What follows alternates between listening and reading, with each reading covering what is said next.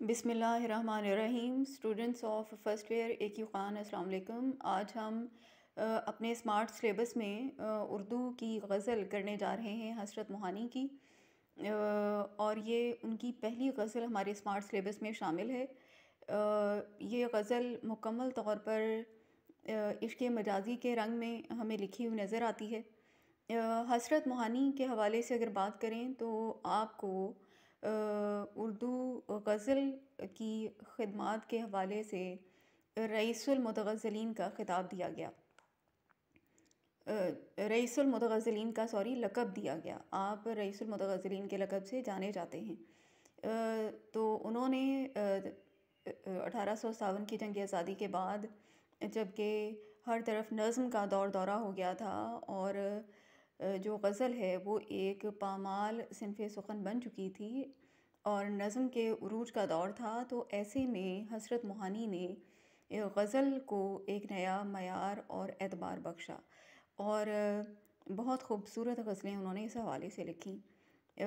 تحریک پاکستان کے سرگرم کارکن بھی رہے اور قید و بند کی سختیاں بھی برداشت کیں، لیکن اس کے ساتھ ساتھ شعر و شاعری کا سلسلہ بھی جاری رہا.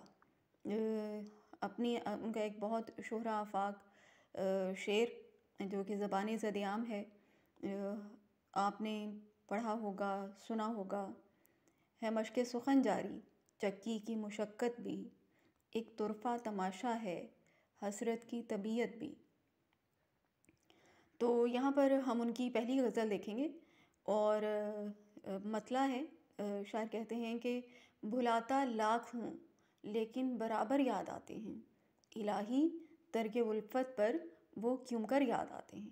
تو جیسا کہ میں نے آپ کو بتایا کہ یہ غزل کا مطلع ہے، اس کے دونوں مصرعے ہم قافیہ اور ہم ردیف ہیں.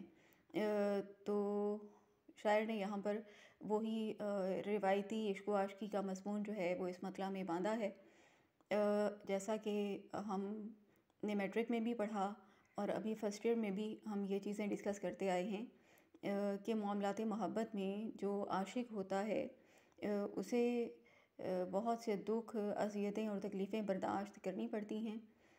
اس کے برعکس جو محبوب کا کردار ہے وہ ایک بہت سنگ دل، بے وفا اور لاپرواہ شخص کا ہے کہ جس کی وجہ سے وہ ساری صورتحال عاشق کو پیش آتی ہے.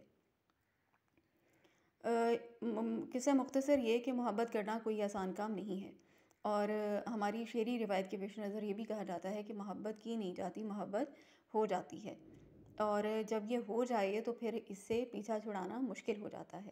غالب نے کہا عشق پر زور نہیں ہے یہ وہ آتش غالب، جو لگائے نہ لگے اور بجھائے نہ بنے.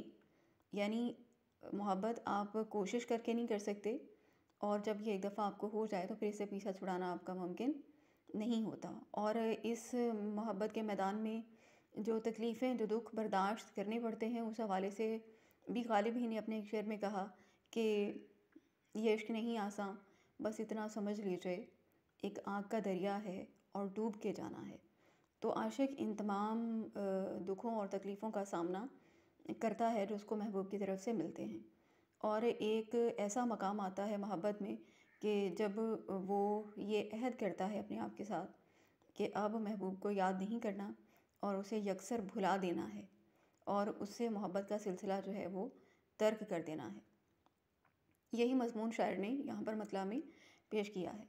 لیکن شاعر نے جو کوشش کی ہے محبوب کو بھلانے کی، اس میں اسے بری طرح سے ناکامی کا سامنا ہوا ہے، اور جیسا کہ وہ اس کا اظہار اس شعر کے پہلے مصرعے میں ہمیں کرتے نظر آتے ہیں. وہ کہتے ہیں کہ بھلاتا لاکھ ہوں، میں بہت کوشش کرتا ہوں اسے بھولنے کی، لیکن برابر یاد آتے ہیں، اور وہ مجھے مسلسل یاد آتا ہے. یعنی میں اسے جتنا بھولنے کی کوشش کرتا ہوں مجھے وہ اتنا ہی یاد آتا ہے.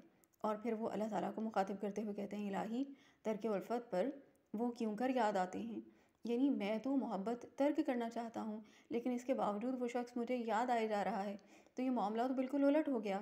یعنی اگر ہم کسی کو بھولنا چاہیں تو پھر ہمیں اسے بھلا دینا چاہیے، لیکن محبت کا معاملہ ایسا ہے کہ اس میں چاہنے والا شخص اپنے محبوب کو جتنا بھلانے کی کوشش کرے گا وہ اسے اتنی ہی شدت سے یاد آئے گا، جیسا کہ معاملہ شاعر نے یہاں پر اس شعر میں پیش کیا ہے. فراق گورکھپوری ایک بہت بڑے شاعر گزرے ہیں ہماری اردو شاعری کی تاریخ میں انہوں نے اپنی غزل میں لکھا کہ سر میں سودا بھی نہیں، دل میں تمنا بھی نہیں، لیکن اس ترکے تعلق کا بھروسہ بھی نہیں، ایک مدت سے تیری یاد بھی آئی نہ ہمیں، اور ہم بھول گئے ہوں تجھے ایسا بھی نہیں۔ ناصر کاظمی نے ایک بڑی خوبصورت بات کی، انہوں نے کہا کہ دوست ہم نے ترک تعلق کے باوجود محسوس کی ہے تیری ضرورت کبھی کبھی۔ تو قصہ مختصر یہ کہ چاہنے والا پھر لاکھ کوشش کر لے تو اپنی تمام تر کوششوں کے باوجود وہ اپنے محبوب کی محبت کو دل سے نکالنے میں کامیاب نہیں ہو سکتا۔ ٹھیک ہو گیا جی؟ اب ہم اس کا دوسرا شعر دیکھیں گے جس میں شاعر کہتے ہیں کہ نہ چھیڑ ہم نشیں کیفیت صہبا کے افسانے، شراب بے خودی کے مجھ کو ساغر یاد آتے ہیں۔ نہ چھیڑ، نہ تذکرہ کر اے ہم نشیں، اے میرے دوست، کیفیت صہبا۔ صہبا ایک خالص شراب، تو اس کے پینے سے پینے والے پر جو کیفیت طاری ہوتی ہے، شاعر کہتا ہے اپنے دوست سے کہ تم کیفیت صہبا کے افسانوں کا ذکر میرے سامنے نہ چھیڑو، کیونکہ جب تم اس صورتحال کا ذکر میرے سامنے بیان کرتے ہو تو مجھے شراب بے خودی کے ساغر یاد آتے ہیں۔ اچھا، ایک میں اور اہم بات آپ کو یہاں بتا دوں کہ اس شعر میں استعارہ کا استعمال ہوا ہے، لفظ ساغر استعارتاً استعمال ہوا ہے، اور یہ کس کے لیے استعمال ہوا ہے؟ یہ محبوب کی آنکھوں کو یہاں پر شاعر نے صہبا شراب کے پیالے کہا ہے، یعنی صہبا شراب کو شراب بے خودی کہا، اور کہا کہ مجھ کو وہ پیالے یاد آتے ہیں۔ یعنی غور طلب بات یہ ہے کہ ایک وقت تھا کہ اس شعر کے مطابق شاعر بیان کرتا ہے کہ جب عاشق کو اس کے محبوب کی قربت میسر تھی اور وہ طویل وقت جو ہے وہ اپنے محبوب کے ساتھ گزارتا تھا، اور محبوب کی آنکھوں کے پیالوں سے وہ شراب بے خودی پیتا تھا۔ شراب بے خودی سے مراد ایسی شراب جس کو پی کر انسان کا اپنے آپ پر اختیار نہ رہے، یعنی اس پر دیوانگی کی کیفیت طاری ہو جاتی تھی محبوب کی محبت میں۔ تو اب جب کہ شاعر کا دوست جو ہے وہ کیفیت صہبا کا ذکر کرتا ہے، یعنی خالص شراب سے کے پینے سے پیدا ہونے والی کیفیت کا ذکر کرتا ہے، تو شاعر اسے کہتا ہے کہ تم یہ ذکر نہ کرو، کیونکہ مجھے میرا محبوب یاد آتا ہے، اس کی وہ آنکھیں یاد آتی ہیں جن سے وہ مجھے شراب بے خودی پلایا کرتا تھا۔ ٹھیک ہے؟ تو یہ خالصتاً اس کے مجازی کے حوالے سے ہی میں نے بات کی ہے اس شعر میں، اور یہاں پر استعارہ کا استعمال کیا گیا ہے۔ پھر کہتے ہیں کہ نہیں آتی تو یاد ان کی مہینوں تک نہیں آتی، مگر جب یاد آتے ہیں تو اکثر یاد آتے ہیں۔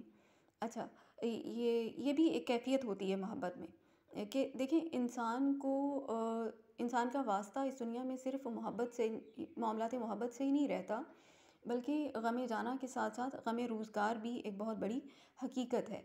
تو فیض صاحب نے کہا تھا کہ اور بھی دکھ ہیں زمانے میں محبت کے سوا، اور جب وہ پہلو غالب آتا ہے غم جانا پر، غم روزگار کا، تو یا آپ اس کو غم دورہ کہہ لیں، تو پھر جو محبت کا پہلو ہے وہ وقتی طور پر پیچھے چلا جاتا ہے، اور انسان اپنی زندگی کے سروائیول کے لیے اور زندگی کو آگے بڑھانے کے لیے محنت اور مشقت میں لگ جاتا ہے۔ لیکن جیسے ہی اس کو ذرا فرصت ملتی ہے اپنے ان معاملات سے، دنیاوی معاملات سے، تو محبوب کا خیال ایک دفعہ پھر سے بڑی شد و مد کے ساتھ، بڑی شدت کے ساتھ اس کے دل و دماغ میں جاگزیں ہو جاتا ہے۔ ناصر کاظمی صاحب نے اپنی غزل میں بڑی خوبصورت بات کہی، فرماتے ہیں کہ جب ساون رت کی پون چلی تم یاد آئے، پھر ساون رت کی پون چلی تم یاد آئے، پھر پتوں کی پازیں بجی تم یاد آئے، پھر کاغا بولا گھر کے سونے آنگن میں، پھر امرت رس کی بوند پڑی تم یاد آئے۔ اور جو ابھی جو شعر میں ناصر صاحب کا بولنے جا رہی ہوں، جو کہ ریلیٹ کرتا ہے آپ کے اس شعر کے ساتھ، کہتے ہیں کہ دن بھر تو میں دنیا کے دھندوں میں کھویا رہا، دن بھر تو میں دنیا کے دھندوں میں کھویا رہا، جب دیواروں سے دھوپ ڈھلی تم یاد آئے۔ تو کہتے ہیں مگر جب یاد آتے ہیں تو اکثر یاد آتے ہیں، یعنی شاعر کو جب بھی ذرا فرصت ملتی ہے تو وہ پھر اسی شدت کے ساتھ اپنے محبوب کو یاد کرنے لگ جاتا ہے۔ ٹھیک ہے؟ آخری شعر مقطع ہے، پیپر میں نہیں آئے گا، لیکن مختصراً ہم اس میں بات کر لیتے ہیں۔ کہتے ہیں کہ حقیقت کھل گئی حسرت تیرے ترک محبت کی، تجھے تو اب وہ پہلے سے بھی بڑھ کر یاد آتے ہیں۔ یہ بھی ایک حقیقت ہے کہ انسان جتنا اس محبت سے پیچھا چھڑانا چاہے، اس میں مبتلا ہونے کے بعد، تو پھر اس کے لیے ممکن نہیں رہتا کیونکہ حال ہی نے کہا تھا کہ ہوتی نہیں قبول دعا در کے عشق کی، دل چاہتا نہ ہو تو زباں میں اثر کہاں۔ تو یہ وہی بات ہے کہ جب تک آپ محبوب کو بھلانے کی دعا اپنے دل سے نہیں کریں گے تب تک آپ اس کو بھلانے میں کامیاب نہیں ہو پائیں گے۔ ہمارے جو جذبات ہوتے ہیں ان کا تعلق ہمارے دل سے ہوتا ہے، اور اگر کوئی جذبات دل سے ادا ہوں گے تو ہی وہ پر اثر ہوں گے، لیکن اگر خالی خلی زبان سے ادا ہوں گے تو پھر اس کا اثر بھی نہیں ہوگا۔ تو جو شاعر ہے جو محبت کر بیٹھا ہے، اب وہ محبت کو بھلانے کی دعا جو ہے وہ دل سے نہیں کر رہا بلکہ صرف زبان سے کر رہا ہے، جس کی وجہ سے محبوب کو بھلانے میں اسے یکسر کامیابی نہیں ہو رہی۔ تو یہاں پر حسرت نے اپنا ہی مذاق اڑایا ہے اور اس حوالے سے کہا ہے کہ تم جو یہ کہتے پھر رہے ہو کہ تم نے اپنے محبوب کو بھلا دیا ہے، تو ذرا غور کرو کہ کیا تم واقعی سچ کہہ رہے ہو، یا کیا تمہیں واقعی اس میں کامیابی حاصل ہوئی ہے؟ کیونکہ تم اسے جتنا بھلانے کی کوشش زبانی کلامی کر رہے ہو، تمہیں وہ اتنی ہی زیادہ شدت سے یاد آتا ہے۔ تو یہ کوشش ان کی کامیاب اس وجہ سے نہیں ہو رہی کیونکہ وہ اپنے محبوب کو بھولنے کی دعا اپنے دل سے نہیں کر رہے۔ ٹھیک ہے، تو یہ بیٹے آپ کا آج کا لیکچر ہے، آپ نے اس کو دیکھ لینا ہے اور اچھے طریقے سے یاد کر لینا ہے۔ تو انشاءاللہ پھر اگلا لیکچر میں کل آپ کے ساتھ شیئر کروں گی۔ تب تک آپ اس کام کو تیار کیجیے اور اپنا خیال رکھیے، دعا میں یاد رکھیے۔ اللہ حافظ۔